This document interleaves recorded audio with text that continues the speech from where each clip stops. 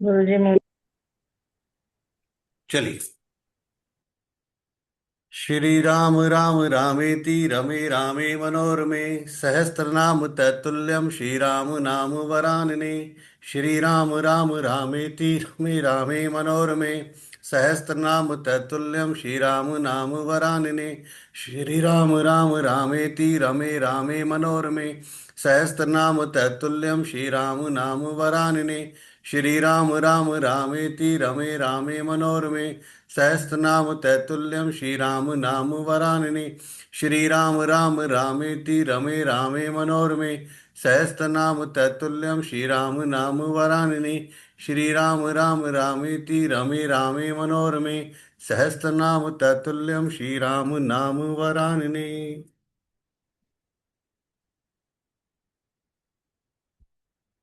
गुरु ब्रह्मा गुरु विष्णु गुरुदेवो महेश्वर गुरु साक्षात परब्रह्म तस्मै श्री गुरुवे नमः तस्मै श्री गुरुवे नमः तस्मै श्री गुरुवे नमः। राधे राधे गुरुदेव। राधे राधे जी राधे राधे जी राधे राधे।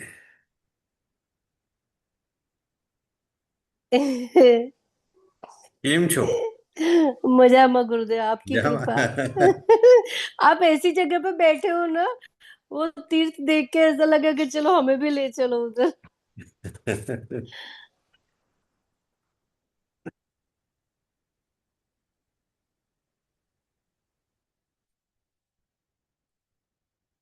कहाँ जाओगे मेरे साथ? अपने परिवार में मस्त रहो, क्या रखा है मेरी न- यात्रा। नहीं गुरुदेव, आज तो मेरी मम्मी यात्रा पापा।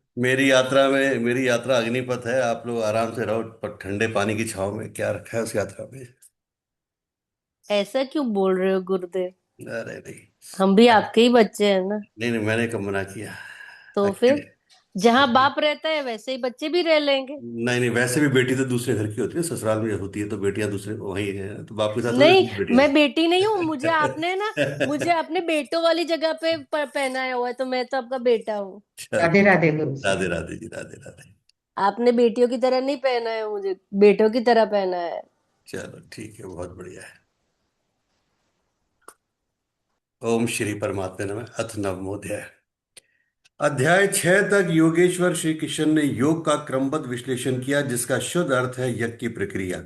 यज्ञ उस परम में प्रवेश दिला देने वाली आराधना की विधि विशेष का चित्रण है, जिसमें चराचर जगत हवन सामग्री के रूप में है। मन के निरोध और निरुद्ध मन के भी विलय काल में वह अमृत तत्व विदित हो जाता है। पूर्ति काल में यज्ञ जिसकी सृष्टि करता है उसको पान करने वाला ज्ञानी है, और वह सनातन ब्रह्म में प्रवेश पा जाता है। उस मिलन का नाम ही योग है। उस यज्ञ को कार्य रूप देना कर्म कहलाता है। 7वें अध्याय में उन्होंने बताया कि इस कर्म को करने वाला व्याप्त ब्रह्मा संपूर्ण कर्म, संपूर्ण अध्यात्म, संपूर्ण अधिदेव, अधिभूत और अधियज्ञ सहित मुझको जानते हैं।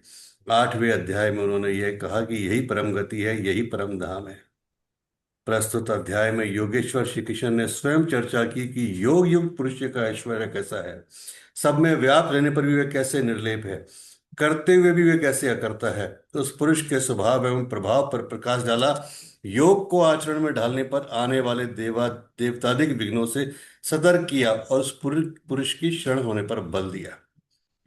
योगेश्वर श्री कृष्ण ने कहा कि अर्जुन, ईर्ष्या रहित तेरे लिए मैं इस परम गोपनीय ज्ञान को विज्ञान सहित कहूंगा, अर्थात प्राप्ति के पश्चात महापुरुष की रहनी के साथ कहूंगा कि कैसे वह महापुरुष सर्वत्र एक साथ कर्म करता है, कैसे वह जागृति प्रदान करता है, रथी बनकर आत्मा के साथ कैसे सदैव रहता है। तो यत ज्ञातवा, जिसे साक्षात जानकर तू दुख रूपी संसार से मुक्त हो जाएगा, वह ज्ञान कैसा है। इस पर कहते हैं, विज्ञान से संयुक्त यह ज्ञान सभी विद्याओं का राजा है। विद्या का अर्थ भाषा ज्ञान अथवा शिक्षा नहीं है। विद्या ही का ब्रह्म गति प्रदाया, सा विद्या या विमुक्त है। विद्या उसे कहते हैं कि जिसके पास आए उसे उठाकर ब्रह्म पथ पर चलाते हुए मोक्ष प्रदान कर दे। यदि रास्ते में रिद्धि सिद्धियों अथवा प्रकृति में कहीं कोई उलझ गया है, तो सिद्ध है कि वह विद्या असफल हो गई। वह विद्या नहीं है। यह राज विद्या ऐसी है जो निश्चित कल्याण करने वाली है। यह सभी गोपनियों का राजा है। अविद्या और विद्या के अवगुंठन का अनावरण होने पर योग युक्ता के पश्चात ही इससे मिलन होता है। यह अति पवित्र, उत्तम और प्रत्यक्ष फल वाला है। इधर करो उधर लो, ऐसा प्रत्यक्ष फल वाला है। यह अंधविश्वास नहीं है कि इस जन्म में साधन करो, फल कभी दूसरे जन्म में मिलेगा। यह परम धर्म परमात्मा से संयुक्त है। विज्ञान सहित यह ज्ञान करने में सरल और अविनाशी है। अध्याय 2 में योगेश्वर श्री कृष्ण ने कहा, अर्जुन, इस योग में बीज का नाश नहीं होता। इसका थोड़ा भी साधन जन्म मरण के महान भय से उद्धार कर देता है। छठे अध्याय में अर्जुन ने पूछा, भगवान, शिथिल प्रतन वाला साधक नष्ट भ्रष्ट तो नहीं हो जाता? श्री कृष्ण ने बताया, अर्जुन, पहले तो कर्म समझना आवश्यक है, और समझने के बाद थोड़ा भी साधन पार लग गया तो उसका किसी अन्य जन्म में कभी विनाश नहीं होता, बल्कि उस थोड़े से अभ्यास के प्रभाव से हर जन्म में वही करता है। अनेक जन्मों के परिणाम में वही पहुंच जाता है जिसका नाम परम गति अर्थात परमात्मा है। उसी को योगेश्वर श्री कृष्ण यहाँ भी कहते हैं कि यह साधन करने में बड़ा सुगम और अविनाशी है, परंतु इसके लिए श्रद्धा नितांत आवश्यक है। परंतप अर्जुन, इस धर्म में जिसका थोड़ा भी साधन करने पर विनाश नहीं होता, श्रद्धा रहित पुरुष, एक इष्ट में मन को केंद्रित न रखने वाला पुरुष मुझे न प्राप्त होकर संसार क्षेत्र में भ्रमण करता रहता है। अतः श्रद्धा अनिवार्य है। क्या आप संसार से परे हैं? इस पर कहते हैं, मुझ अव्यक्त स्वरूप से यह सब जगत व्याप्त है, अर्थात मैं जिस स्वरूप में स्थित हूं वह सर्वत्र व्याप्त है। सभी प्राणी मुझ में स्थान पाए हैं, किंतु मैं उनमें स्थित नहीं हूं, क्योंकि मैं अव्यक्त स्वरूप में स्थित हूं। महापुरुष जिस अव्यक्त स्वरूप में स्थित है, वहीं से शरीर छोड़कर उसी अव्यक्त स्तर से ही बात करते हैं। इसी क्रम में आगे कहते हैं, वस्तुतः सब भूत भी मुझ में स्थित नहीं है, क्योंकि वे मरण धर्मा हैं, प्रकृति के आश्रित हैं। किंतु मेरी योग माया के ऐश्वर्य को देख कि जीवधारियों को उत्पन्न और पोषण करने वाला मेरा आत्मा भूतों में स्थित नहीं है। मैं आत्मस्वरूप हूं, इसलिए मैं उन भूतों में स्थित नहीं हूं। यही योग का प्रभाव है। इसको स्पष्ट करने के लिए योगेश्वर श्री कृष्ण दृष्टांत देते हैं। जैसे आकाश से ही उत्पन्न होने वाला महान वायु आकाश में सदैव स्थित है, किंतु उसे मलिन नहीं कर पाता, ठीक वैसे ही संपूर्ण भूत मुझ में स्थित हैं, ऐसा जान। ठीक इसी प्रकार मैं आकाशवत निर्लेप हूं, वे मुझे मलिन नहीं कर पाते। प्रश्न पूरा हुआ। यही योग का प्रभाव है। अब योगी क्या करना चाहता है, इस पर कहते हैं,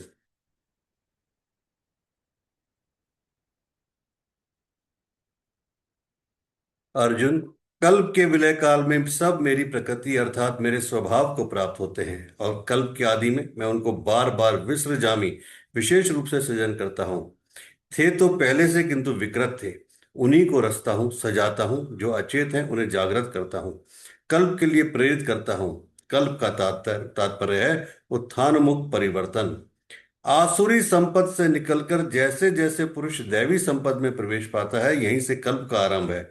और जब ईश्वर भाव को प्राप्त हो जाता है, वही कल्प का क्षय है। अपना कर्म पूरा करके कल्प भी विलीन हो जाता है। भजन का आरंभ कल्प का आदि है, और भजन की पराकाष्ठा जहाँ लक्ष्य विदित होता है, कल्प का अंत है। जब यह शर आत्मा योनियों के कारणभूत राग द्वेषादि से मुक्ति पाकर अपने शाश्वत स्वरूप में स्थिर हो जाए, इसी को श्री कृष्ण कहते हैं कि वह मेरी प्रकृति को प्राप्त होता है। जो महापुरुष प्रकृति का विलय करके स्वरूप में प्रवेश पा गया, उसकी प्रकृति कैसी? क्या उसमें प्रकृति शेष ही है? नहीं। अध्याय 3/33 में योगेश्वर श्री कृष्ण कह चुके हैं कि सभी प्राणी अपनी प्रकृति को प्राप्त होते हैं। जैसा उनके ऊपर प्रकृति के गुणों का दबाव है, वैसा करते हैं। और ज्ञानवान भी प्रत्यक्ष दर्शन के साथ जानकारी वाला ज्ञानी भी अपनी प्रकृति के सदृश चेष्टा करता है। वह पीछे वालों के कल्याण के लिए करता है। पूर्ण ज्ञानी तत्व स्थित महापुरुष की रहनी ही उसकी प्रकृति है। वह अपने इसी स्वभाव में बरतता है।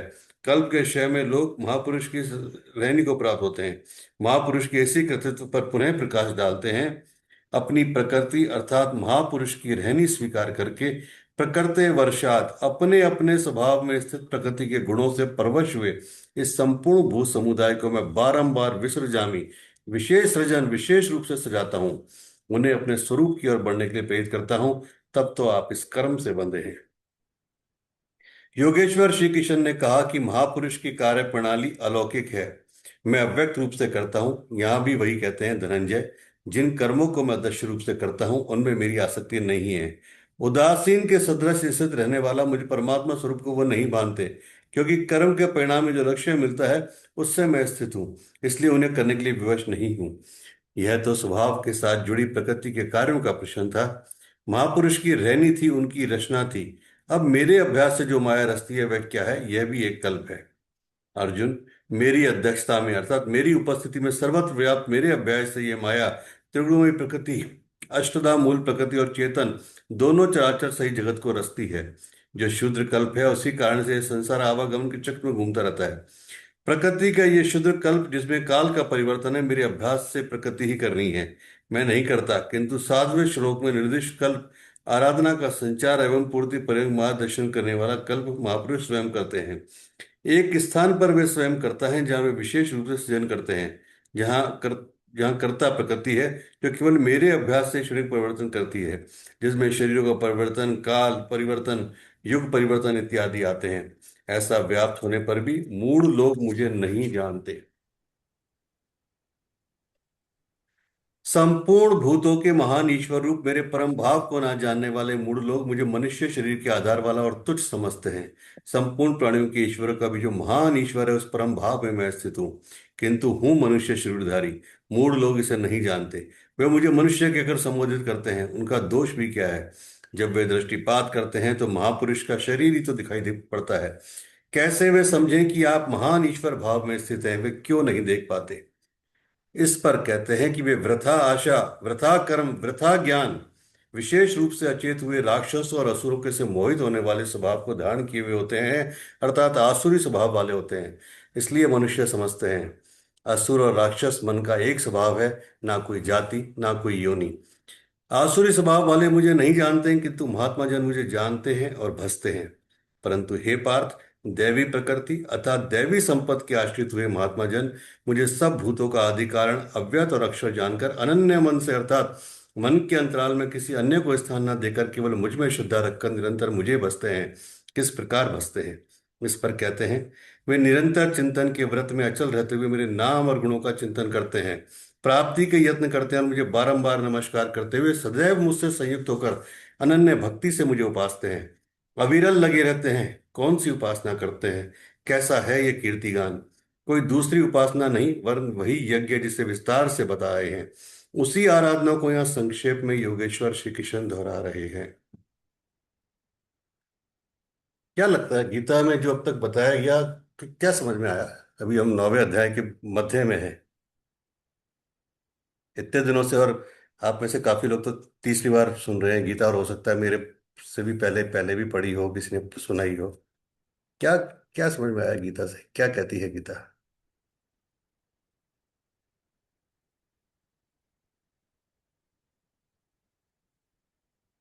माधवी।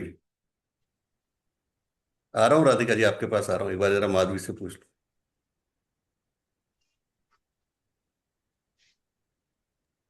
गुरु जी आपको पता है मेरे तो ऊपर से जाती है। लो। इसलिए तो मैंने आपसे पूछा है।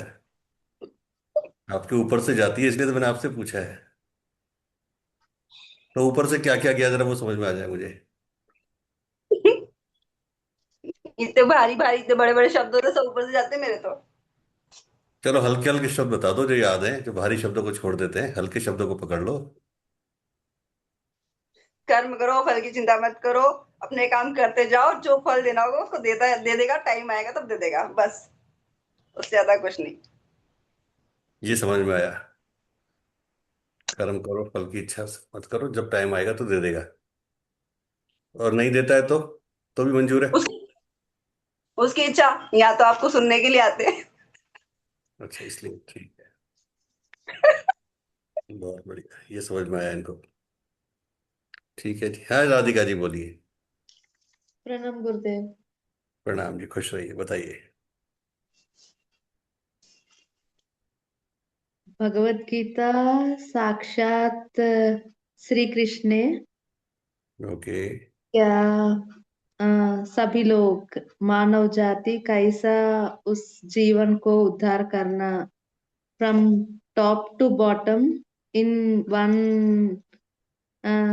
अध्याय में he is telling that Vishwa Sakshi Sukhi Bhava means we all should follow the God and with the true heart, no acting for the sake of the people, for the sake of the society.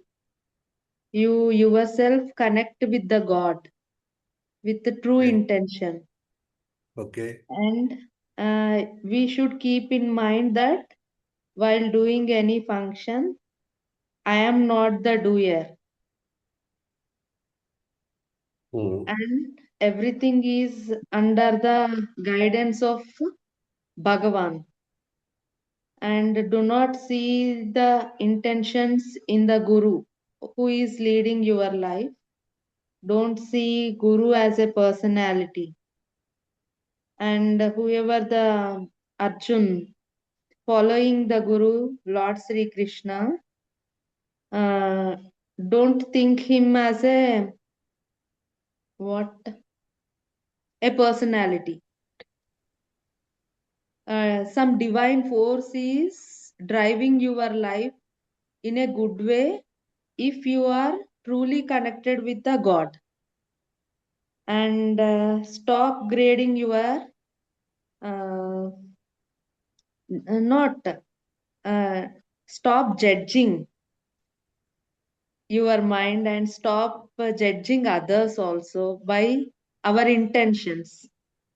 And sadhana is that much great that we can achieve anything if we are wholeheartedly surrender everything to the feet of the God. And भगवान को पाने का सुलभ मार्ग है भक्ति. If we are having pure intention with the God, we can achieve everything, whatever the thing we want, if we are connected with the Guru or God. And always be ready to take everything which is given by the God. Don't ask for give me that thing, give me that this thing, like that. And always don't be to act like a guru, but be as a true devotee of the Guru. And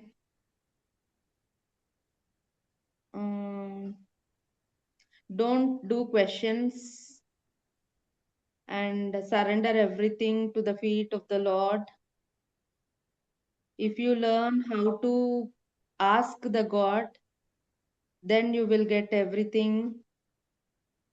Follow always your mentor or Guru. Guru will not give everything what you want, but what is the best, that only given by the Guru. And believe in the hollow and emptiness in yourself, at the same time the flute which is there in the hands of Lord Krishna. Like that you should be hollow and empty, then you will give a beautiful sound. That is the real surrendering towards the Guru. Don't give up anything. Do regular sadhana, true sadhana, and don't share anything to others. Don't expose yourselves to others. And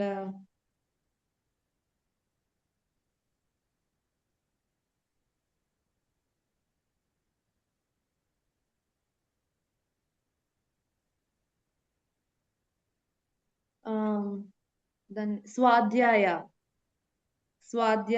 is very important to improve yourself. And Sankalpa,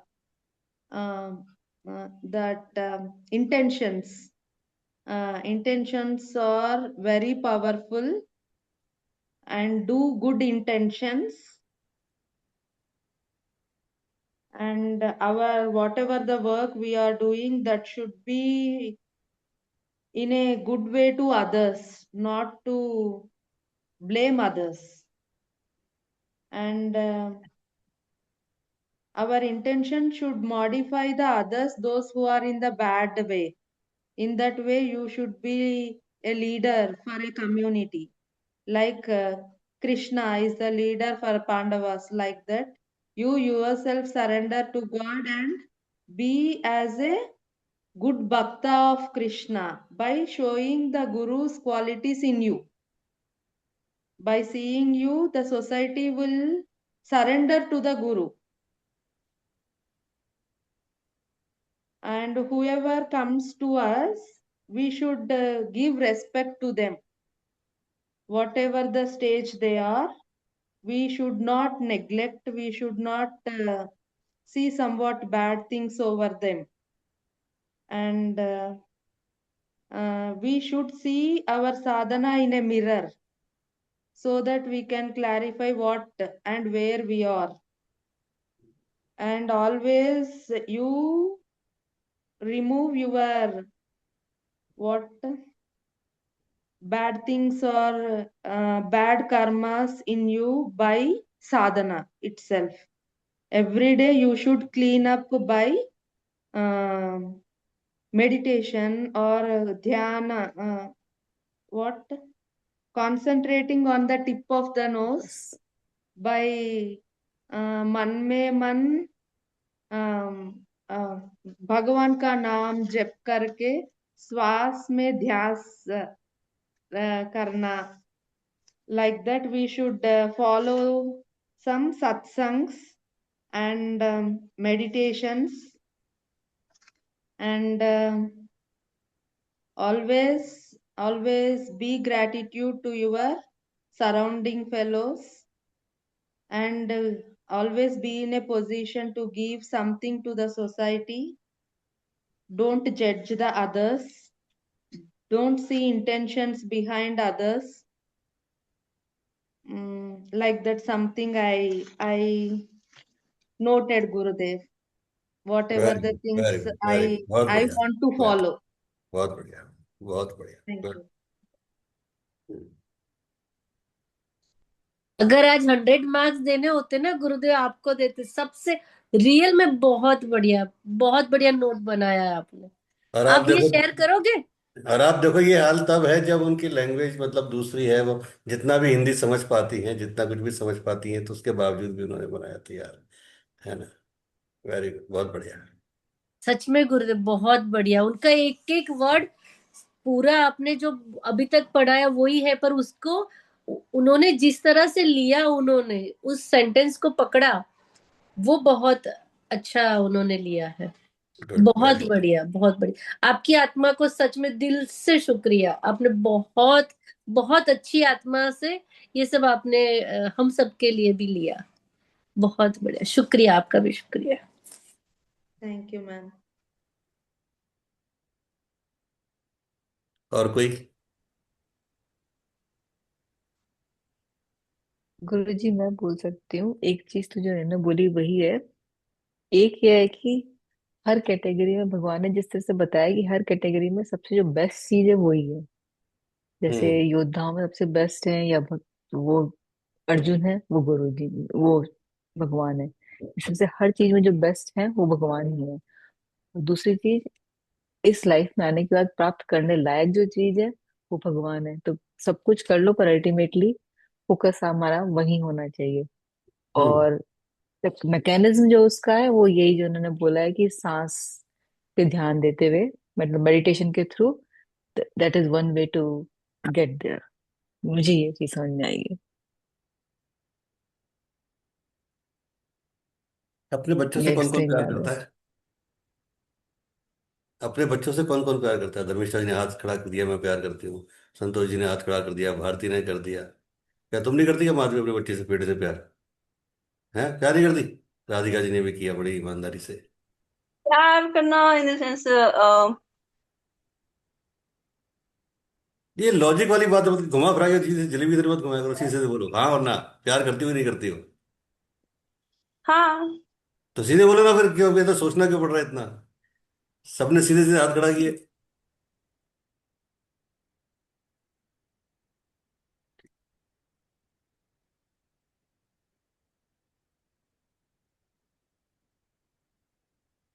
जब बच्चा कहीं बाहर जाता है, 2 दिन 5 दिन 7 दिन 10 दिन किसी टूर्नामेंट में जाता है, यार दोस्तों के साथ जाता है, या चलो बाहर भी नहीं जाता, सुबह निकल रहा है कि कॉलेज जाता है, या बॉयफ्रेंड गर्लफ्रेंड के साथ जाता है, शाम तक आऊंगा, ठीक है मामा, या सुबह आ जाऊंगा। तब क्या कहते हो आप उसको?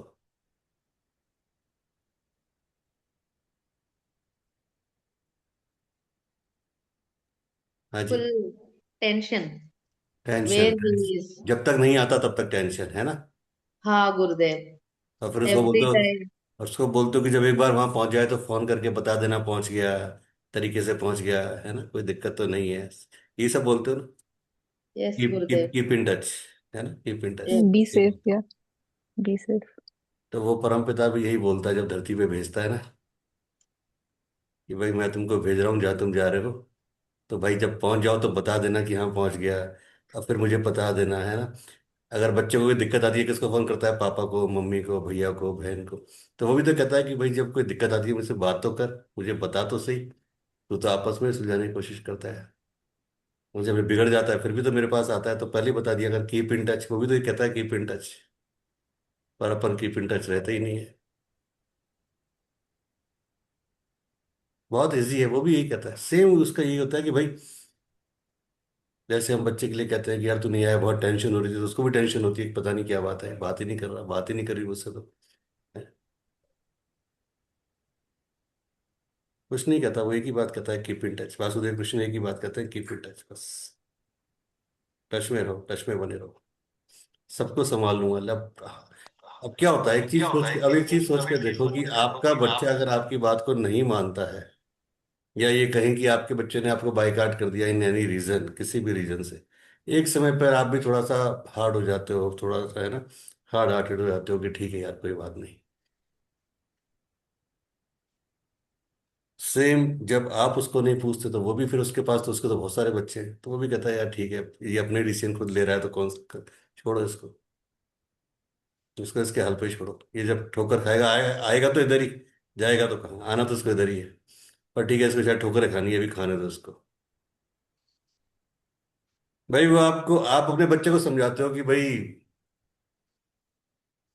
मम्मी मुझे ये लड़की पसंद आ गई है, मुझे लड़का पसंद आ गया, कि नहीं बेटा ये बड़ा सही नहीं है, तेरा डिसीजन सही नहीं है, बहुत गलत है, ऐसा है वैसा है, नहीं नहीं करूंगा तो ऐसे ही करूंगा, नहीं तो मर जाऊंगा, मर जाऊंगी, फलाना ढिमका, 50 तरह की इमोशनल ब्लैकमेलिंग धमकियां, कि ठीक है कर ले।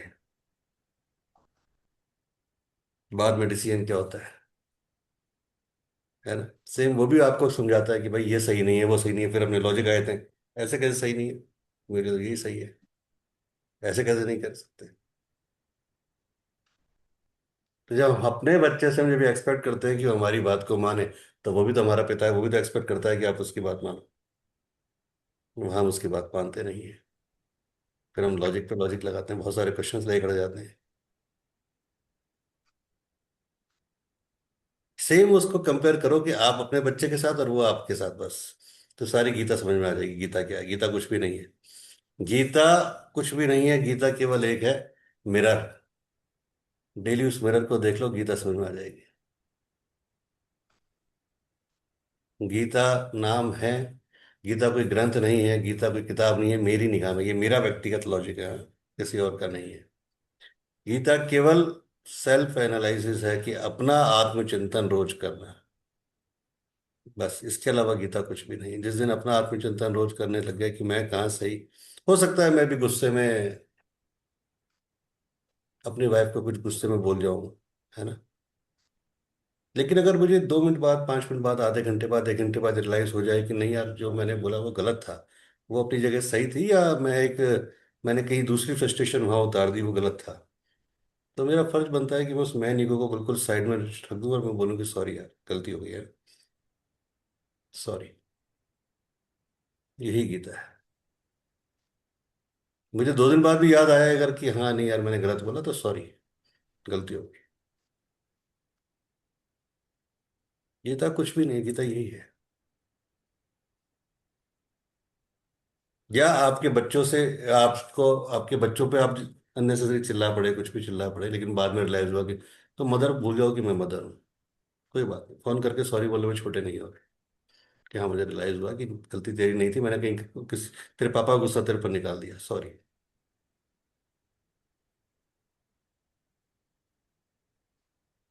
गीता यही कहती है कि बस अपने आप को खाली करते चलो। जब हम डेली बेसिस पे डस्टबिन को खाली करेंगे ना, ये वाला डस्टबिन, डस्टबिन ये वाला, बाकी वो नहीं, जब डेली ये वाला डस्टबिन खाली होगा तो कचरा भरेगा ही नहीं। रोज इसमें नई पॉलिथीन लगानी है, रात को सोते समय इसको पूरा साफ करके सोना है।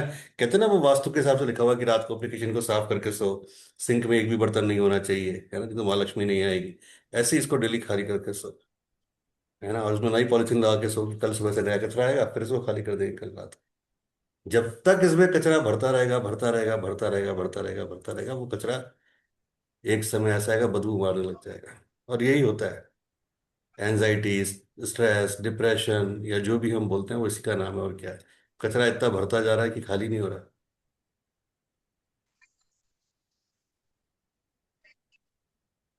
तो गीता यही सिखाती है, वासुदेव यही कह रहे हैं कि इसको खाली करते चलो। एक ही चीज कहती है, जैसे मैंने पहले भी शायद कहा था, कि या तो किसी के हो जाओ या किसी को अपना बना लो। वो यही तो कहती है, और क्या कर रही है गीता, बहुत सिंपल भाषा में बात कर रही है। अब ना हम, ना तो हम किसी के होते हैं, ना किसी को अपना बनाते हैं, दिक्कत ये हो रही है।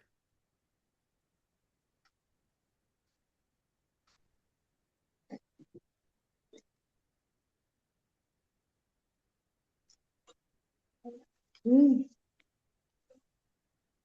गीता से बड़ा कोई ग्रंथ नहीं, इसलिए इसको महाकाव्य कहा गया, महाग्रंथ कहा गया, कुछ भी मान ले इसको, है ना। इसलिए इसको लाइफ लेसन बोला गया। कोई भारी भारी शब्द नहीं है, कुछ नहीं है इसमें, बस शब्दों को पढ़ना समझना थोड़ी कि कितने भारी संस्कृत लिखी हुई है, कितनी भारी हिंदी लिखी हुई है। बस उनको उतारना है, बस वो समझ में आ गया तो वो सारे भारी हल्के हो जाएंगे। ये थोड़ी शब्दों पे जाना है कि उसमें कितना भारीपन लिखा हुआ है। मूड लोग, स्वाध्याय, संकल्प, तत्व ज्ञान, ये इस पे जाना ही नहीं है, क्या जरूरत है। जैसे राधिका जी ने बोला या संतोष जी ने बोला, बेसिकली उसी पर जाना है कि है क्या गीता।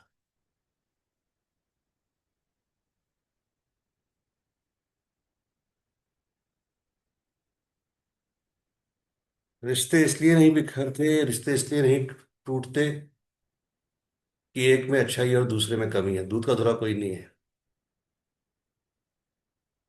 सबसे इजी है इस पूरे ब्रह्मांड में, सबसे इजी है दूसरे पे ब्लेम करना। इससे इजी कुछ नहीं है पूरे ब्रह्मांड।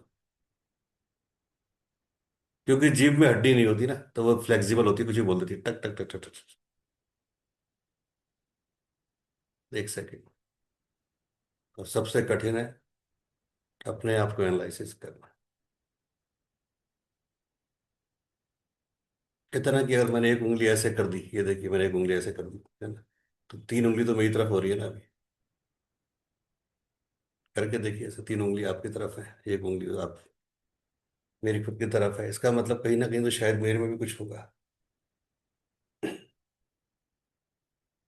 सामने वाला बहुत गुस्से वाला और मैं भी गुस्से वाला बन गया हूं तो क्या होगा, सामने से भी गाड़ी 100 में आ रही है, मेरी गाड़ी भी 100 में जा रही है, तो एक्सीडेंट ही होना है। और एक्सीडेंट का परिणाम क्या होगा, या तो कोई खत्म होगा या कोई आईसीयू वेंटिलेटर में जाएगा। तो इससे बढ़िया है मैं अपनी गाड़ी को साइड में रख दूं ना भाई। भाई तू निकल जा, तू बड़े पिताजी का है, तू निकल जा, क्या फर्क पड़ेगा मुझे। तू बड़े पिताजी का, तेरे पास बड़ी गाड़ी में साइड हो जाता हूँ भाई। तो मान लो वाइफ चिल्ला रही है, हस्बैंड चिल्ला रहा है, एक जना अगर इतना कर लेगी, यार चल कोई बात नहीं, एटलीस्ट घर की शांति के लिए, घर की खुशी के लिए चलो साइड हो जाते हैं, कोई बात नहीं। तू बोल ले यार, तू तेरा गुबार निकाल ले, चल सारा हल्का हो गया बस। कब तक करेगा कोई, चाहे वो हस्बैंड हो या वाइफ हो, कब तक करेगा। एक लिमिट तो होगी, उसको लगेगा जब यार ये कोई रिएक्शन, जब एक्शन का रिएक्शन देते हैं तो चीजें बिगड़ती है। जब एक्शन का रिएक्शन ही नहीं आएगा तो सामने वाला ही फ्रस्ट्रेट हो जाएगा, यार ये तो चिकना घड़ा है, कुछ समझता ही नहीं, ये तो जितना बोलो उतना ही कम, हंसता रहता है, हमेशा हंसती रहती है।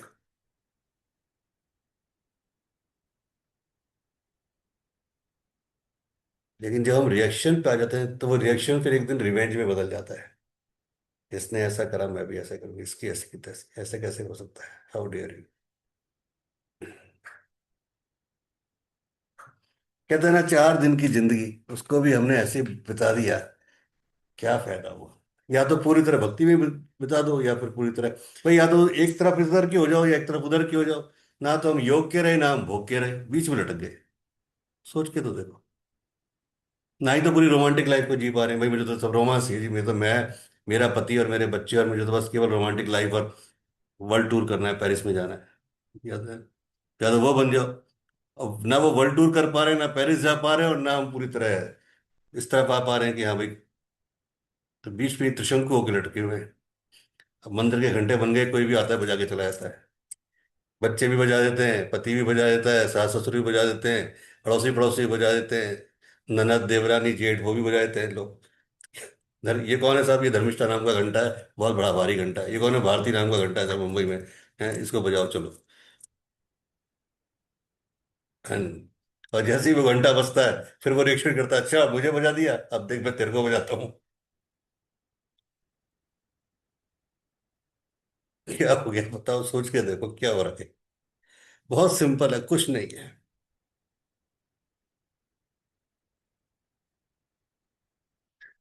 कभी आग से आग बुझाई जा सकती है? सोच के देखो जरा। ईश्वर ना करे कभी किसी की आग लग जाए। या आप खुद सोच के देखो कि आग से आग तो नहीं बुझा सकते ना। क्या कर रहे हैं हम? भाई मेरे हस्बैंड, मेरी वाइफ, चलो मैं एज ए मेल में बात करता हूँ। मेरी वाइफ मुझे गलत से गलत बोल रही है, गलत से गलत सारे ब्लेम लगा रही है, कुछ भी बोल रही है, उल्टा सीधा बोल रही है, और मैं भी उसी की भाषा में जवाब दे रहा हूँ। तो वो आग क्या बुझेगी या भड़केगी? भड़केगी। मुझे तो नहीं लगता बुझेगी। तो कायदा तो ये होना चाहिए, मैं उसमें पानी डालूं, मैं उस पर फायर एक्सटिंग्विश वो करूँ, है ना, सीज फायर डालूं। क्योंकि अल्टीमेटली जब जितनी आग भड़केगी उतनी ज्यादा फैलेगी। फैलेगी आपके बच्चों तक, आपके लॉस तक, आपके समाज तक, कहीं ना कहीं लोगों की नजरों में आओगे। देखो आज तो इनके घर में ऐसा चल रहा है, आज ऐसा चल रहा है। बच्चे भी, आज के बच्चे हैं, पॉलिटिक्स का फायदा उठाएंगे। अच्छा, पापा से कह के मम्मी, मम्मी ऐसे कर दी, मम्मी से कह के पापा। सगा आपका कोई नहीं है भाई। भूल जाओ कि वो सगे हैं आपके, कोई सगा नहीं है। जब आपको मम्मी की जरूरत होगी तो मम्मी को फायदा उठा लेंगे, पापा की जरूरत होगी पापा से फायदा उठा लेंगे। गुरुजी, मिसअंडरस्टैंडिंग्स को क्लियर कैसे करना रिलेशंस में? कुछ नहीं, बहुत सिंपल है। क्या दिक्कत, क्या मिसअंडरस्टैंडिंग किस बात की? भाई एक बात मैं समझता हूं कि मेरे मन में ये डाउट आया कि जी मैं महीने में 25 दिन टूर पे रहता हूँ, ठीक है जी, बहुत अच्छी बात है। मैं देख रहा हूँ यार, 25 दिन टूर पे रहता हूँ, साल साल बाद टूर पे रहता हूँ, लेकिन जब मैं आता हूँ मेरी वाइफ के चेहरे पे हमेशा ग्लो ही मिलता है, हमेशा मुस्कुराती ही मिलती है। क्या चक्कर है यार? जबकि इसको तो उदास होना चाहिए, ऐसे होना चाहिए कि मैं 25 दिन टूर पे रहता हूँ, आने वाले 5 दिनों में जो आता हूँ उसमें भी मैं काम में लग जाता हूँ, टाइम ही नहीं देता, फिर भी ये चमकती रहती है और बल्कि जवान होती जा रही है। कहीं ऐसा तो नहीं सब अफेयर चल रहा है, कुछ चल रहा है, मेरे माइंड में कीड़ा आ गया है, या कहीं और सी सेटिंग करके बैठी है ना? बहुत सिंपल भाषा में बात कर रहा हूँ। अगर मैं उस कीड़े को पाल लूंगा तो वो कीड़ा बड़ा ही होगा, तो भाई हैप्पी बर्थडे तो बनाएगा, वो तो डे बाय डे बड़ा होता जाएगा, फिर चीजें बिगड़ती जाएगी। इससे बढ़िया सीधे सीधे बैठ के बात करो, भाई क्या चक्कर है? मुझे ऐसा लग रहा है कि ये चीजें हैं, क्या सही क्या राइट, बिल्कुल ईमानदारी से बैठते हैं, दोनों बैठते हैं, कोई लड़ाई नहीं कर रहे। मेरे मन में ये क्वेश्चंस हैं, प्लीज मुझे आंसर दीजिए। और आपको कुछ पूछना है तो मैं भी आपके सामने बैठी हूँ, लेकिन जो भी बात करें बहुत पीसफुली करें, इस रूम से बाहर बात ना जाए। बैठते हैं दोनों, या कहते हो तो चलो कहीं बाहर चलते हैं। देखिए एक चीज मैं हमेशा, जो मैं समझ पाया अपनी पर्सनल लाइफ से, है ना, मैं हमेशा अपना उदाहरण इसलिए देता हूँ कि बहुत इजी है मेरे को पूनम जी का उदाहरण देना, धर्मिष्ठा का उदाहरण देना, पर क्या फायदा? जब भी हम अपने किसी भी रिलेशन को लेके डाइवर्ट होंगे, मतलब अगर मैं मेरे और मेरी वाइफ के रिलेशन को लेके मेरी बेटी से बात करूं, बेटी से बात करूं, माधवी से बात करूं, भारती से बात करूं, या मेरे फादर मदर से बात करूं, तो कोई ना कोई कहीं ना कहीं उसको दूसरे वे में ही बोलेगा, एज इट इज नहीं बोलेगा। क्योंकि आप किस वे में समझा रहे हो और सामने वाला किस वे में समझ रहा है, वो सबसे इंपॉर्टेंट है ना। आप तो बिल्कुल नॉर्मल वे में समझा रहे हो, पर उसने किस वे में समझा और किस वे में समझाया उस तीसरे को, वो और भी इंपॉर्टेंट है। ठीक है तबीयत, तो पानी इससे लाओ। इससे बेटर है कि आमने सामने बैठ के बात कर ली पानी। जाए। नहीं, हस्बैंड वाइफ का तो नहीं, भाइयों के साथ ही हो जाता है तो किसी भी, थोड़ा मतलब लगता किसी है। भी रिलेशन की बात कर रहा हूँ, नॉट केवल ऐसा नहीं कि मैं भाई, भाई आप समझें, आपके दो भाई के एग्जांपल ले रहा हूँ, सपोज आपके दो भाई हैं, आपको बड़े भाई से कुछ प्रॉब्लम है और आपने छोटे भाई को आप बोल रहे हो कि वो बड़ा तो ऐसा कर रहा है, मेरे साथ ऐसा कर रहा है, उसने क्या समझा, उसको पता नहीं बड़े से क्या स्वार्थ है, वो आपके बारे में क्या बोलेगा, वो क्या मिसअंडरस्टैंडिंग बढ़ेगी, क्योंकि चीजें दबी हुई हैं दोनों की। इससे बढ़िया है कि क्लियर ही कर लो ना, सीधे सीधे बड़े से ही बात करें ना, क्या दिक्कत है? क्या होगा भाई? क्या होगा? कोई आदमी भरा हुआ होगा तो अपनी भड़ास निकालेगा, पहले सुन लो, इससे ज्यादा कुछ होगा नहीं ना। मुझे माधवी से कोई प्रॉब्लम है तो मैं भारती से बोलूं कि माधवी ये, माधवी मेरे को ऐसा लगता है माधवी के बारे में, तो सीधा सीधा पता नहीं भारती क्या सोचेगी, क्या सुनेगी। चलो भारती ने सब कुछ सही सुना, उसका उसने जो कम्युनिकेट किया वो प्रॉपर नहीं कर पाई, वहां कुछ गैप हो गया। माधवी के कह रहे मैं तो इतना वो करती हूँ गुरु जी, और ये तो गुरु जी पता नहीं मेरे बारे में क्या सोच रहे। तो इससे बढ़िया मैं सीधे सीधे माधवी से ही बात कर लूंगा।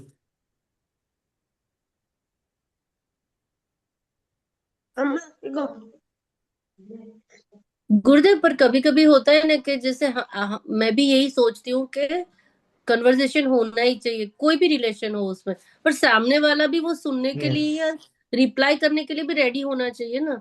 वो अपनी दुनिया में मस्त रहे, उसको अपना, जैसे हम अपने दिल का जो भी है वो बोल सकते, पर सामने से क्या, या पॉजिटिव या नेगेटिव, कुछ तो आंसर होना चाहिए ना, वो ही नहीं दे पाए। ऐसे ऐसे कोई भी व्यक्ति से बात करके भी क्या अपनी एनर्जी वेस्ट कर रहा है ना उधर।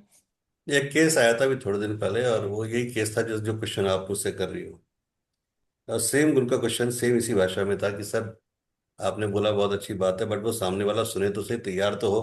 वो तो कोई रिप्लाई नहीं करता, रिएक्शन नहीं करता, सुनना ही नहीं चाहता, अब क्या करूं। मैंने कहा भाई सोशल मीडिया का युग आ चुका, अब तो इंस्टाग्राम, फेसबुक, लिंक्डइन, ईमेल, दुनिया भर की चीजें, चैट जीपी।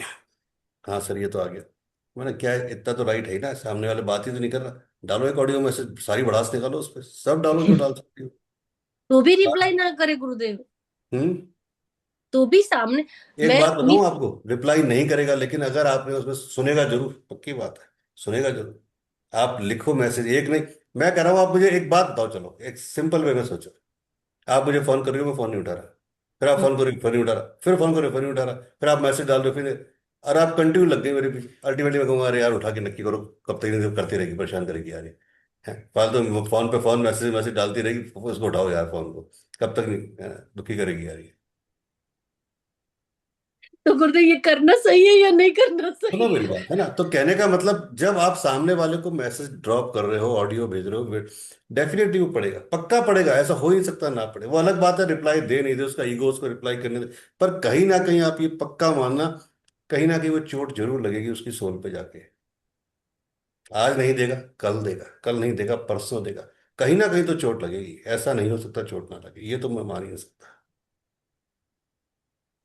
क्योंकि मैं और बच्चों के बीच कोई भी कन्वर्सेशन होता है, हम दिल खोल के तीनों बात कर सकते हैं, और यही तीन हम भी सोच चाहते हैं कि अमित भी हमारे साथ उतना ही, कुछ भी टॉपिक हो वो खुल के हाँ या ना या कुछ भी डिस्कशन करे।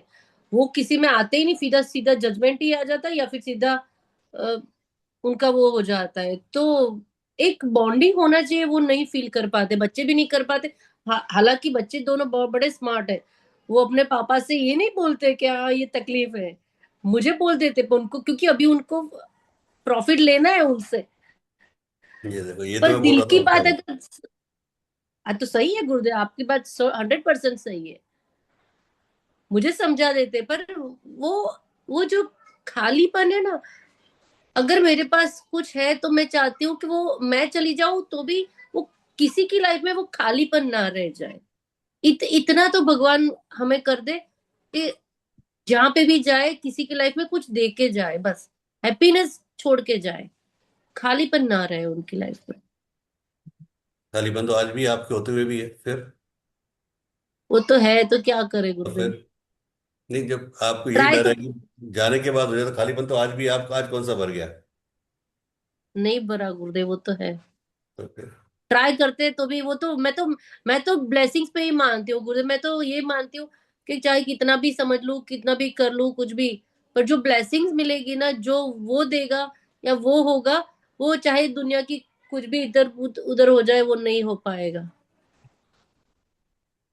Try next definitely. Next month से ना मैं एक शो चालू कर रहा हूँ, और पता नहीं क्यों ये परसों रात को करीबन 3:15 बजे अचानक बहुत सारी चीजें दिखी, बहुत सारे पता नहीं क्या क्या कुछ एपिसोड चले, और अचानक एक झटके से मैं उठा 3:15 बजे, मुझे ध्यान है, और फिर कुछ डिसाइड हुआ, पेपर पे कुछ लिखा रात को, फिर उसी टाइम पे बैठ के एक शो चालू करूंगा। बस डेट डिसाइड करना बाकी है, जैसे 1-2 दिन में डेट भी आ जाएगी, जिसमें चाहे वो हस्बैंड वाइफ हो, चाहे वो भाई बहन हो, चाहे वो बाप बेटे हो, चाहे माँ बेटे, जिनके भी है, उनकी सारी काउंसलिंग, मतलब प्रॉपर वे में, लेकिन प्रॉपर रिकॉर्डिंग होगी, सब कुछ होगा, लेकिन दोनों सच बोलेंगे और सारी बातें सच बोलेंगे, मतलब। और वो ये पक्की बात है, मेरे को पूरा भरोसा है मेरे गुरु पे कि जब वो चीज खत्म, मतलब खत्म नहीं की उम्मीद, जो भी आज जो भी एक पार्टी आएगी, सपोज भाई बहन आए, हस्बैंड वाइफ आए, तो वो सॉल्यूशन लेके ही उठेंगे, और पूरी तरह से, ऐसा नहीं मेरे को दिखाने के लिए सॉल्यूशन, एक एक्चुअल सॉल्यूशन लेके उठेंगे, और वो कंप्लीटली फ्री ऑफ कॉस्ट करेंगे, केवल एक सोशल अवेयरनेस के लिए, लोगों का रिलेशन सुधरे। लेकिन वहाँ सच बोलना जरूरी है, तो एक तरह से ही उनके सामने लाइट डिटेक्टर मशीन रखी जाएगी कि हाँ, क्या सच और क्या गलत।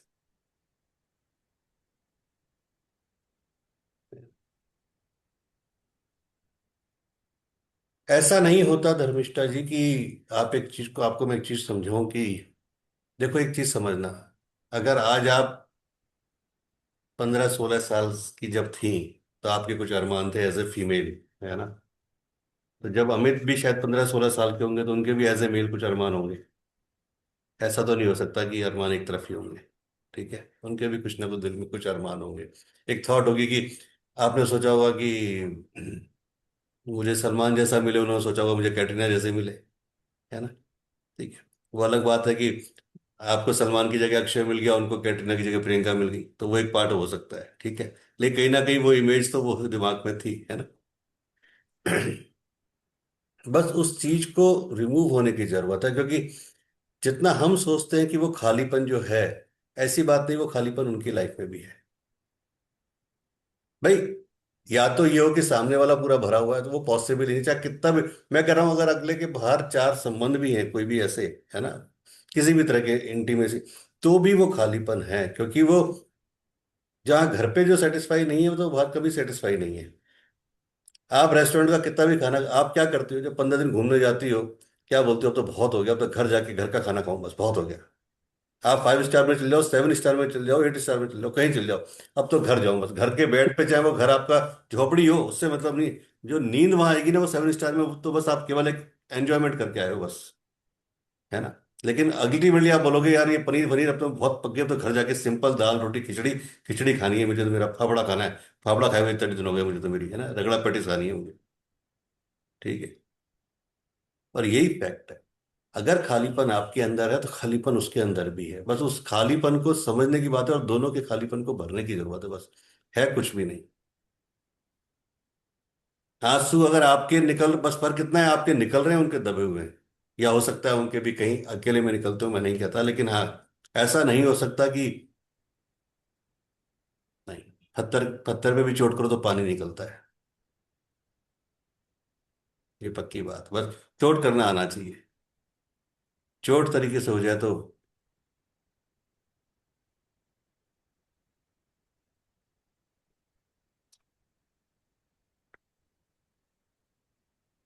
चलिए। मैं तो 3-4 दिन से गुरुदेव अमित पे गुस्सा थी, आज मैं उनको हक कर बोल हाँ हाँ, दूंगी। करो ना, जब शाम को आए तो बिल्कुल हक करना, एकदम ऐसे हक करना जैसे कि पहली बार जब मिले थे ना, तब हक किया था, तो वो भी कहीं ये क्या हुआ आज, ये अचानक क्या हुआ आज, बारिश कहाँ से हो मैं गई? तो गुरुदेव कर देती हूँ उनके तरफ से रिएक्शन की, मैं वेट नहीं करती, मैं नहीं, अपने मन उनके का रिएक्शन जो की भी है वेट ही वो। मत करो ना, उनका रिएक्शन क्या करना है अपने को, उनके रिएक्शन का वेट क्या करना है? बहुत उनका बढ़िया। थोड़ा नेचर मुझे खटकता है, पर फ्लर्टिंग बस वाला थोड़ा उसी के चटक जाती है मेरी। ईश्वर करेंगे, वो चीज भी खत्म हो जाएगी बहुत जल्दी, निश्चिंत रहो। अभी हम सोच रहे हैं कि आएंगे ना, तो मैंने बोला है उनको कि हम जयपुर गुरुदेव के पास जाके आएंगे। तो शायद नेक्स्ट मंथ हम लोग 3-4 फैमिली जा रहे हैं, मैंने उनको बोला है कि खाटू श्याम जाएंगे तो गुरुदेव के पास पक्का जाएंगे, उनको मिलके ही आएंगे, ऐसा मैंने बोला है। जैसी प्रभु की इच्छा होगी, सब हो जाएगा। तो गुरुजी आप हाँ, खाटू तो श्याम है। नगरी में रहते हैं? जी। आप खाटू श्याम नगरी के पास रहते हैं क्या? हाँ, 90 किलोमीटर ही है, अच्छा अच्छा। तो 90 किलोमीटर क्या है, कुछ भी नहीं है। चलिए। गुरुजी हैदराबाद आ जाइए आप एक बार। हैदराबाद, हैदराबाद, जहां तक चांसेस है, 23, 24, 25, 26 जनवरी, अभी तक के हिसाब से मैं 99% हैदराबाद में हूँ। 24, 25, 26 जनवरी। हाँ, 23, 24, 25, 26 जनवरी। गुरुजी प्लीज मुझसे कांटेक्ट में रहिएगा। अभी मैं तक अपने डेट्स रख लूंगी 24, 25, अभी 26। तक के हिसाब से तो ये फाइनलाइज है, बाकी देखते हैं क्या ईश्वर की इच्छा करती है। चलिए। गुरुदेव आप अहमदाबाद आने वाले थे ना उस 26 से 30 के बीच में। हाँ, 30 जनवरी और 1 फरवरी का है शायद, मुझे पता नहीं, बट लिखा हुआ है कहीं ना कहीं मैंने, बता दूंगा आपको देख के। चलिए, हम्म। गीता का 9वां अध्याय कल करेंगे, बाकी का श्री रामचरितमानस करते हैं।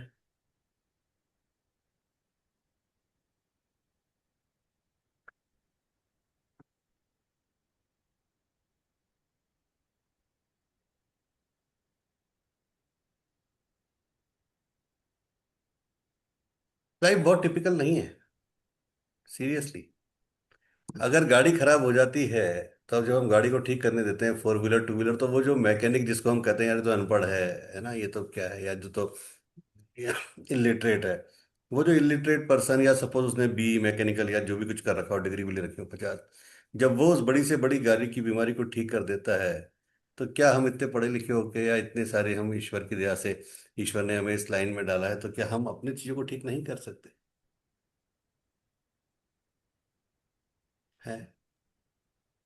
हाँ, बस उसके लिए इतना है कि, इसके लिए इतना है कि जैसे वो गाड़ी का मैकेनिक बिल्कुल गाड़ी के नीचे घुस जाता है, और जब व्हाइट शर्ट पहन के निकलता है, बाहर निकलता है तो पूरा काला पीला होकर निकलता है, तो वो हमें करना पड़ेगा। क्योंकि जब एक बार हम उसके नीचे घुसेंगे ना, सीट के नीचे, और जब पीछे पड़ जाएंगे, तो डेफिनेटली उनकी बरसात भी होगी, वो उनके जो उनके ग्रीस ऑयल जो भी नेगेटिव है, वो सब आपके ऊपर आएंगे, जितने भी नेगेटिव। तू ऐसे ही, तेरे आने से मेरा ऐसा हो गया, तेरे आने से मेरा ऐसा हो गया, तेरे से तो पहले मैं ऐसा था, वो हाँ, आने दो ना सब, एक बार तो आने दो ना, एक बार खाली तो होने दो, एक बार, कितनी बार खाली होंगे, रोज तो खाली होने से रहे, कितनी बार खाली होंगे मुझे बताओ सही, कोई लिमिट तो होगी खाली होने की। और सबसे बड़ी बात, वो कितने भी खाली हो जाए नहीं हो जाए, एक केस आया था अभी करीबन, एक हस्बैंड वाइफ का, और लड़की बहुत रोई, फूट तो जैसे ही वो घुसी, और बस 2 मिनट बाद उसने रोना चालू किया, और करीबन आधे घंटे तो रोती रही। मैंने उसको बोला आराम से रो लो, आप पूरा बैठो, कि सॉरी मैं आपका टाइम ले रही हूँ, मैंने कहा आप आराम से टाइम लो, आप आराम से जितनी देर बैठना है रोती रहो। तो रोती रही, रोती रही, रोती रही। वो रोती रही, मैं टिश्यू देता गया, वो अपने वृंदावन की तरह, है ना, ठीक है, तो सेम वही चल रहा था जैसे अपने वृंदावन में कर रहे थे, ठीक है। तो बाद में उसने बोला कि ये तो डेली गाली गलौज फलाना ढिमका, एब्यूजिव लैंग्वेज, ये वो, और मेरी भी इससे उसी स्पीड पे होती है। मैंने कहा आप भी करते हो कि हाँ मैं भी करती हूँ, झूठ नहीं बोलूंगी आपसे। तो उसको कुछ बोला, मैंने उसको समझाया कुछ, लड़के को बुलाया, फिर बोले वो तो आएंगे ही नहीं। मैंने कहा आएंगे आएंगे, निश्चिंत रहो, वो भी आएंगे। 15 दिन बाद लड़का भी आ गया, तो उसके लिए सरप्राइज था कि ये कैसे आ गए मेरे साथ। मैंने कहा आएंगे, आना है इनको।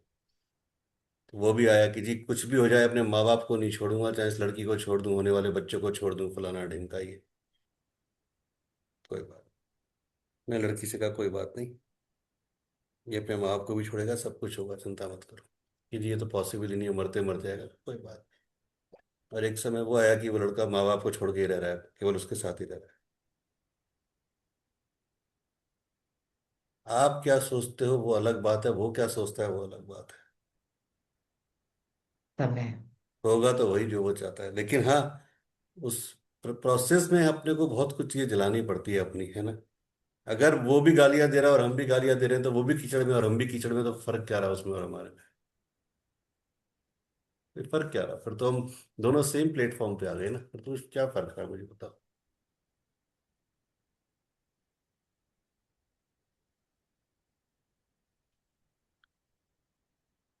ईश्वर कुछ भी चीज करवाते हैं, बुलवाते हैं, एक शब्द भी अगर जाता है ना, तो यूनिवर्स में जाता है, और कोई भी चीज खाली नहीं जाती। वो हर एक्शन का रिएक्शन जरूर देते हैं। और उन्होंने तो हमेशा बोला है कि जिस घर में नारी की पूजा नहीं, नारी की इज्जत नहीं, नारी का सम्मान नहीं, वहां तो अलग ही कहानी है।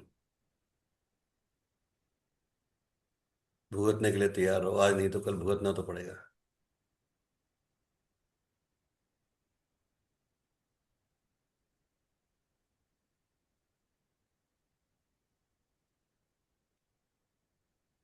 श्री रामचरितमानस अयोध्या कांड। गुरुजी ने मुझे सुंदर उपदेश दिया। प्रजा मंत्री आदि सभी को यही सम्मत है। माता ने भी उचित समझकर ही आज्ञा दी, और मैं भी अवश्य उसको उससे चढ़ाकर वैसा ही करना चाहता हूं, क्योंकि गुरु, पिता, माता, स्वामी और मित्र की वाणी सुनकर प्रसन्न मन से उसे अच्छी तरह कर समझकर मानना चाहिए। उचित अनुचित का विचार करने से धर्म जाता है और सिर पर पाप का भार चढ़ता है। आप तो मुझे वही सरल शिक्षा दे रहे हैं जिसके आचरण करने से मेरा भला हो। यद्यपि मैं इस बात को भली भांति समझता हूं, तथापि मेरे हृदय को संतोष नहीं होता। अब आप लोग मेरी विनती सुन लीजिए और मेरी योग्यता के अनुसार मुझे शिक्षा दीजिए। मैं उत्तर दे रहा हूं, यह अपराध क्षमा कीजिए। साधु पुरुष दुखी मनुष्य के दोष गुणों को नहीं गिनते। पिताजी स्वर्ग में हैं, श्री सीताराम जी वन में है, और अब मुझे आप राज्य करने के लिए कह रहे हैं। इसमें आप मेरा कल्याण समझते हैं या अपना कोई बड़ा काम होने की आशा रखते हैं? मेरा कल्याण सो सीतापति श्री राम जी की चाकरी में है, सो उसे माता की कुटिलता ने छीन लिया। मैंने अपने मन में अनुमान करके देख लिया है कि दूसरे किसी उपाय से मेरा कल्याण नहीं है। यह शोक का समुदाय राज्य लक्ष्मण, श्री रामचंद्र जी और सीता जी के चरणों को देखे बिना किस गिनती में है? इसका क्या मूल्य है? जैसे कपड़ों के बिना गहनों का बोझ व्यर्थ है, वैराग्य के बिना भ्रमचित विचार व्यर्थ है। रोगी शरीर के लिए नाना प्रकार के भोग व्यर्थ हैं, श्री हरि की भक्ति के बिना जप और योग व्यर्थ है, जीव के बिना सुंदर देह व्यर्थ है। वैसे ही श्री रघुनाथ जी के बिना मेरा सब कुछ व्यर्थ है। मुझे आज्ञा दीजिए, मैं श्री राम जी के पास जाऊं। एक ही निश्चय पूर्वक मेरा हित इसी में है, और मुझे राजा बनाकर आप अपना भला चाहते हैं, यह भी आप स्नेह की जड़ता के वश होकर कह रहे हैं। कैकेयी के पुत्र, कुटिल बुद्धि, राम विमुख और निर्लज मुझसे अधम के राज्य से आप मोह के वश होकर सुख चाहते हैं। मैं सत्य कहता हूं, आप सब विश्वास करें, धर्मशील को ही राजा होना चाहिए। आप मुझे हट करके जो ही राज्य देंगे, तो ही पृथ्वी पाताल में धंस जाएगी। मेरे समान पापों का घर कौन होगा, जिसके कारण सीता जी और श्री राम जी का वनवास हुआ? राजा ने श्री राम जी को वन दिया और उनके बिछुड़ते ही स्वयं स्वर्ग को गमन किया, और मैं दुष्ट, जो सारे अनर्थों का कारण हूं, होश हवास में बैठा सब बातें सुन रहा हूं। श्री रघुनाथ जी से रहित घर को देखकर और जगत का उपास सहकर भी ये प्राण बने हुए हैं। इसका यही कारण है कि ये प्राण श्री राम रूपी पवित्र विषय रस में आसक्त नहीं है। ये लालची भूमि और भोगों के भूखे हैं। मैं अपने हृदय की कठोरता कहाँ तक कहूं, जिसने वज्र का भी तिरस्कार करके बड़ाई पाई है। कारण से कार्य कठिन होता है, इसमें मेरा दोष नहीं। हड्डी से वज्र और पत्थर से लोहा भयानक और कठोर होता है। कैकेयी से उत्पन्न देह में प्रेम करने वाले में ये पूरी तरह से अभागे हैं। अब जब प्रिय के वियोग में मुझे प्राण प्रिय लग रहे हैं, तब अभी आगे मैं और भी बहुत कुछ देखूंगा, सुनूंगा। लक्ष्मण, श्री राम जी और सीता जी तो वन चले गए, स्वयं भेजकर पति का कल्याण किया, स्वयं विधवापन और अपयश दिया, प्रजा को शोक और संताप दिया, और मुझे सुख, सुंदर यश और उत्तम राज्य दिया। कैकेयी ने सभी का काम बना दिया, इससे अच्छा मेरे लिए क्या होगा? उस पर भी आप लोग मुझे राज तिलक देने को कहते हैं। कैकेयी के पेट से जगत में जन्म लेकर यह मेरे लिए कुछ भी अनुचित नहीं है। मेरी सब बात तो विधाता ने ही बना दी है, फिर उसमें प्रजा और पंच आप लोग क्यों सहायता कर रहे हैं? जिसे कुग्रह लगे हो, जो पिशाच ग्रस्त हो, जो वायु रोग से पीड़ित हो, और उसी को फिर बिच्छू डंक मार दे, उसको यदि मदिरा पिलाई जाए तो कहिए ये कैसा इलाज है? कैकेयी के लड़के के लिए संसार में जो कुछ योग्य था, चतुर विधाता ने वही मुझे दिया, पर दशरथ जी का पुत्र और राम जी का छोटा भाई होने की बड़ाई मुझे विधाता ने नहीं दी। आप सब लोग भी मुझे टीका कढ़ाने के लिए कह रहे हैं। राजा की आज्ञा सभी के लिए अच्छी है। मैं किसको किस को उत्तर दूं? जिसकी जैसे रुचि हो, आप लोग सुखपूर्वक वही कहें। मेरी कुमाता कैकेयी समेत मुझे छोड़कर कहिए, और कौन कहेगा कि यह काम अच्छा किया गया? जड़ चेतन जगत में मेरे सिवा और कौन है जिसको श्री सीताराम जी प्राणों के समान प्यारे ना हो? जो परम हानि है उसी में सबको बड़ा लाभ दिख रहा है। मेरा दिन बुरा है, किसी का दोष नहीं। आप सब जो कुछ कहते हैं सो सब उचित ही है, क्योंकि आप लोग संशयशील और प्रेम के वश हैं। श्री रामचंद्र जी की माता बहुत ही सरल हृदय और मुझ पर उनका विशेष प्रेम है, इसलिए मेरी दीनता देखकर वे स्वाभाविक स्नेहवश ही ऐसा कह रही हैं। गुरु जी ज्ञान के समुद्र हैं, इस बात को सारा जगत जानता है। जिनके लिए विश्व हथेली पर रखे हुए बेर के समान है, वे भी मेरे लिए राज तिलक का साज सज रहे हैं। सत्य है, विधाता के विपरीत होने पर सब कोई विपरीत हो जाते हैं। श्री रामचंद्र जी और सीता जी को छोड़कर जगत में कोई यह नहीं कहेगा कि इस अनर्थ में मेरी सम्मति नहीं है। मैं उसे सुखपूर्वक सुनूंगा और सहूंगा, क्योंकि जहाँ पानी होता है वहां अंत में कीचड़ होता ही है। मुझे इसका डर नहीं है कि जगत में मुझे बुरा कहेगा, और ना मुझे परलोक का सोच है। मेरे हृदय तो बस एक ही दुस्सह दावानल धधक रहा है कि मेरे कारण श्री सीताराम जी दुखी हुए। जीवन का उत्तम लाभ तो लक्ष्मण ने पाया, जिन्होंने सब कुछ तजकर श्री राम जी के चरणों में मन लगाया। मेरा जन्म तो श्री राम जी के वनवास के लिए हुआ था, मैं अभागा झूठ मूठ क्या पछताता हूँ। सबको सिर झुकाकर मैं अपनी दारुण दीनता कहता हूँ, श्री रघुनाथ जी के चरणों के दर्शन किए बिना मेरे जीने की जी की जलन नहीं जाएगी। श्री राम जय राम जय जय राम, श्री राम जय राम जय जय राम, श्री राम जय राम जय जय राम। एक केस आया था अभी, एक केस याद आ गया अभी। नई नई शादी हुई थी, 6 महीने बाद ही लड़ाई होनी चालू हो गई, बहुत अच्छी वाली। एक दो बार मारपीट भी हो गई, और दोनों ही एक बहुत ही बड़ी एमएनसी में बहुत अच्छे लेवल पे है ना। मतलब दोनों का पैकेज की बात करूं तो मोटा मोटी 55 लाख का पैकेज दोनों का मिला के, और 55 लाख का पैकेज है। मतलब 55 एक का 1 करोड़ का पैकेज अगर है तो क्या चाहिए दोनों को, है ना। मैं लड़के से पूछा हुआ क्या है, कारण क्या है, मतलब बोल, मैंने कहा शादी क्या प्रेशर में हुई कि नहीं सर, शादी से पहले कितना रहे कि सर करीबन 7 महीने तक हमारी, मतलब एंगेजमेंट होने के बाद 7 महीने तक हम लोग साथ घूमे फिरे, दिक्कत क्या आ रही है। अरे सर शाम को जब भी आता हूँ तो एक बात बताइए, जब भी मैं आता हूँ हमेशा अपने बरमुडे में और अपनी टी शर्ट में मिलती है। तो मैंने कहा इसमें क्या दिक्कत है। नहीं सर दिक्कत कुछ नहीं है, मुझे चाहिए सर एक ऐसी लड़की जो जो शाम को मैं आऊँ तो साड़ी में मिले, हाथों में चूड़ियां हो, पैरों में पायल हो, मुंह पे ऐसी हो वैसी हो, कम से कम लगे तो सही मुझे कि हाँ मैं किसी फीमेल से मिल रहा हूँ, उसके चेहरे पे एक वो हो। मुझे एक नारी वाले मतलब मुझे लगे कि हाँ यार मुझे अट्रैक्शन। क्या सर, ये तो टॉम बॉय की तरह से मुझे मिलती है सर जब भी आता हूँ। मैंने कहा केवल ये कि सर और मुझे इससे कोई शिकायत नहीं है, ना इसने कभी कुछ गलत बोला, हाँ कभी जब मैंने गलत बोला तो इसने बोला। बाकी मुझे कोई कंप्लीट ये टॉम बॉय वाली जो कंडीशन में रहती है सर वो मुझसे सहन नहीं होता है। भाई रहना है तो एक दिन रह ले, चल कोई बात नहीं, तो संडे दे दिया रह ले, पर ये तो जब देखो 24/7/365 डेज टॉम बॉय बन के रहना है इसको तो। उससे पूछा आपको क्या दिक्कत है। नहीं सर दिक्कत तो कुछ नहीं है सर, बस ये है कि सर ये जब भी देखिए सर हमेशा क्या ये पहन के रहता है। मैंने देखा था अपने घर में है ना, वो मेरे फादर ये पहनते थे, कुर्ते पजामे इतने अच्छे लगते थे, स्मार्ट लगते थे, ऐसे लगते थे। तो पूरा प्रॉपर ऐसा रहे, मुझे भी लगे कोई डैशिंग पर्सनैलिटी है। हाँ जब देखो सर अपनी मूछें भी साफ करा लेता है, बिल्कुल चिकना बन के रहता है। मूछें तो इंसान की जान होती है, मूछें तना के रहे तो मुझे भी लगे कि मैं किसी मर्द के साथ रह रही हूँ। मैंने कहा अच्छा मूछों से मर्द हो जाएगा, कोई बात नहीं। दोनों की बातें सुन ली, समझ गए। उनको साड़ी पहनाई गई, उनकी मूछें उगाई गई। आज ईश्वर की दया से दोनों बहुत सही चल रहे हैं, सब कुछ चल रहे हैं। कोई लड़ाई झगड़ा नहीं है, बल्कि अब उनके एक बच्चा भी हो गया, सब कुछ हो गया, बहुत प्यार। कुछ लड़ाई नहीं थी, केवल एक जबरदस्ती की बेवजह की बात। कोई लेना नहीं कोई देना नहीं है क्या। ये बेस है, कोई सोचो।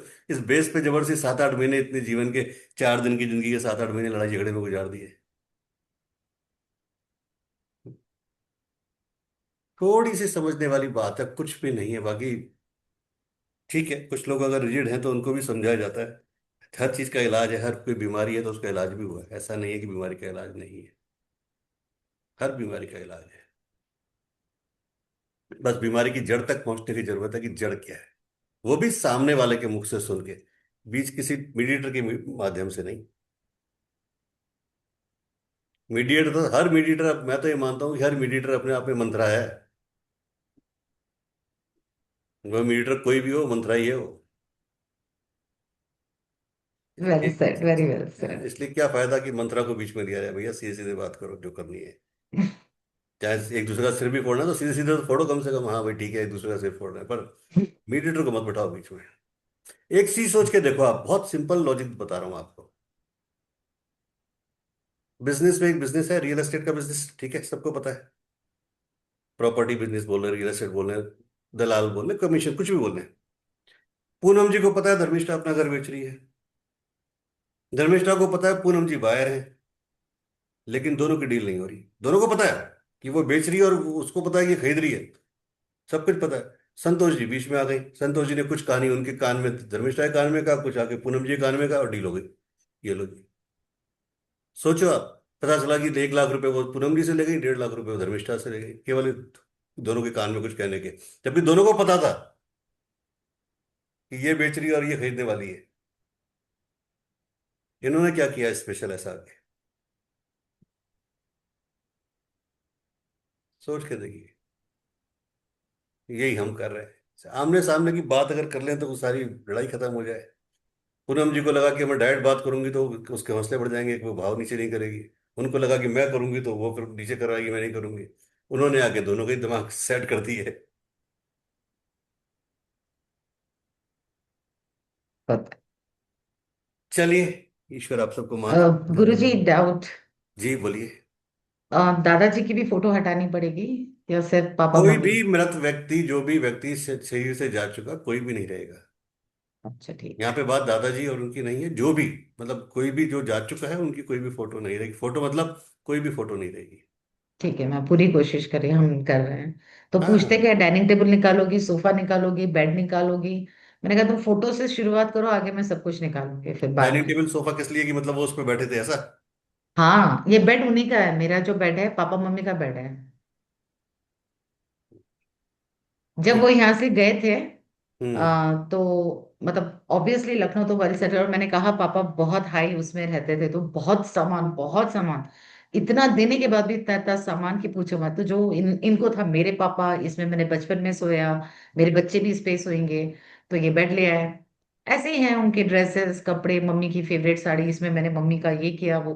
ठीक है, ऐसे बहुत सारी चीजें तो मैं धीरे धीरे रोज थोड़ा सा हलवा खिला खिला के कर रही हूँ। तो एक दिन पूछा, ये भी पूछे उन्होंने, यार मैं भी तो उनका हूँ, तो मुझे क्या करोगे? मेरी बच्चों पे आएगी तो तुम्हें भी त्याग दूंगी। फिलहाल फोटो से शुरुआत करते हैं।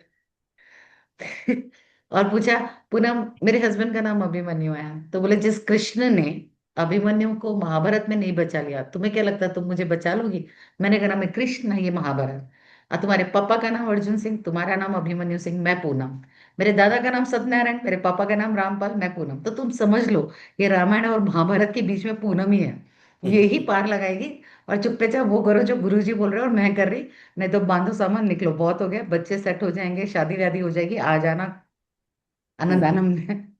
तो इस तरह से चल रहा है, बट वेरी कोई वो नहीं है गुरुजी, लड़ाई झगड़ा नहीं है, conversation, but it's hard for him, देखिए पोलाइटली हो क्या रहा होता है। है कि कोई भी चीज, मैं कह रहा हूँ, जहाँ आप इतने सालों से कैरी कर रहे हो, 6 महीने और कर लो। जो भी करे वो अपने दिल से करे, जहाँ आपके ऊपर जी कोई जी। ब्लेम नहीं है कि तेरे कहने से मैंने ये किया, या तेरे नहीं प्रेशर नहीं, ही में इज किया, ओके। है ना? नहीं, ही इज और ओके विद इट, थोड़ा टाइम लग रहा है, बट ही सर कोई ओके, बात ठीक है नहीं, चलो टाइम लगेगा, लेकिन बताओ। जब आपने यूनिवर्स में मैसेज दे दिया है कि हाँ मुझे ये करना है, तो वो करेगा, ऑटोमेटिक करेगा, निश्चिंत रहो आप। जी हुए तो मैंने मान गया, ऐसे कोई दिक्कत नहीं है, बस थोड़ा सा थोड़ा थोड़ा करना पड़ा, कोई लड़ाई झगड़ा मार पीट गाली कुछ नहीं है। बट क्वेश्चंस, तुम क्या अपने आप को कृष्ण समझती हो? मेरा नाम अभिमन्यु है, मैं चक्रव्यूह में तब नहीं निकला, अब क्यों निकलूंगा, ऑल दैट। तो रोज थोड़ा थोड़ा बोलना पड़ता है। कोई बात नहीं, कोई बात but okay, he is okay with it, थोड़ा टाइम लग रहा है, नहीं, निकल बट जाएगी, निकल कहाँ जाएगी। निकालूं? मैंने कहा विसर्जन करते हैं। तो हम्म बोले जला नहीं देंगे? मैंने कहा जला दो, तुम्हारे, तुम जानो। हम्म, तो it's okay, he is okay with कोई इट। बात नहीं, बस कोई बात नहीं। कपड़े, सूटकेस, और पता नहीं उनके कपड़े जो है, पूजा के देखिए, कपड़े जो है। ये सब तो बाहर की चीजें हैं, कपड़े, सूटकेस, डबल बेड, साड़ी वगैरह, है ना? सबसे मेन चीज तो क्या है कि जो आपके दिल में उनकी यादें, और या जो खून आपकी रगों में दौड़ रहा है, वो तो कहीं नहीं जा सकता ना। हाँ, वो उन्होंने पूछा गुरुजी, तो मैं उनका अंशु, मेरा क्या करोगी? मेरे हाँ। बच्चों पे बन नहीं, और किसी ने कहा मुझे कि तुम दोनों एक हो, और मतलब सेपरेट हो जाओ, तुम्हारे बच्चे सेट होंगे, तो तुम सोचो, मैंने तुम्हारा दान कर दिया, मतलब तुम निकल लेना, तुम हम्म, बच्चों तक के लिए नहीं आना, तब तक तो तुम चल लो, चल गए 30 इयर्स, आगे भी चला ही लूंगी तुम्हें, ऐसे बोला है। पर जो सब बात पूछ रहे थे, बस मेरा क्या करोगे, मैंने दान। अब वैसे हम्म, बाईपास सर्जरी होती है, एक्सीडेंट के बाद सेकंड शादी तो होने से रही, अगर हो भी गई तो तुम्हें डाउरी मिलने से रही, झेल हम्म, लूंगी, और जब तक लिखी है तुम्हारे को। और क्या करोगे? नहीं ऐसे, इज ओके, थोड़ा टाइम लग रहा है, बट ही इज ओके। मैंने कहा संडे बैठो, फोटोज निकालते हैं, जो जो भी पापा का तुम्हें लग रहा है, मम्मी पापा का जो तुम्हें ठीक लग रहा है, अभी अपने दिल से बैठो और लेट्स डू इट, तो he is okay with it. हो जाएगा, हो जाएगा, निश्चिंत रहिए। जी जी, मान गए। चलो, Radhe Radhe. Thank you Guru.